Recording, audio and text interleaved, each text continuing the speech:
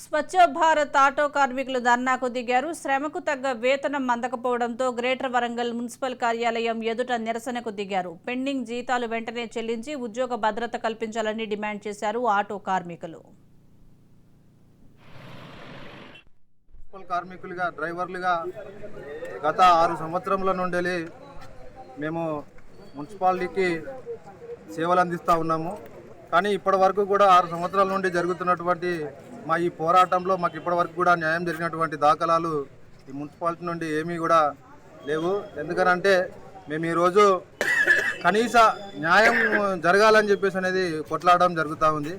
ఎందుకనంటే గత 6 సంవత్సరాల నుండి 2018-14 తారీఖు నుండి మేము ఈ మున్సిపాలిటీకి ఈ నగర ప్రజలకు మా సేవలు అందిస్తున్నాము.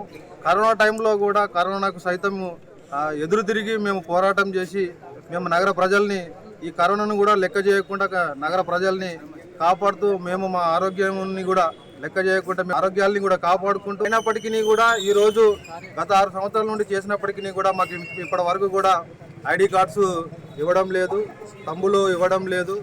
అదేవిధంగా మాకు ఇప్పటి వరకు కూడా కనీసం రెగ్యులర్గా నెలకు జీతం కూడా తీసుకున్నటువంటి దాఖలాలు లేవు.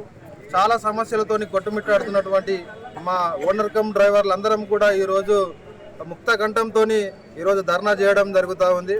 మా కనీసము మేము అడుగుతున్నటువంటి మా హక్కులు కూడా నెరవేర్చినటువంటి స్థితిలో ఈరోజు మున్సిపాలిటీ ఉంది.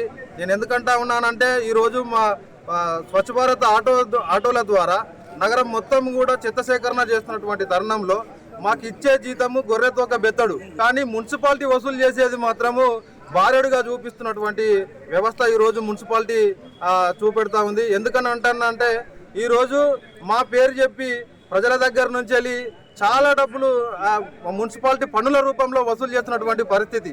కానీ మాకు ఇచ్చే జీతం మాత్రం 15,000 రూపాయలు మాత్రమే.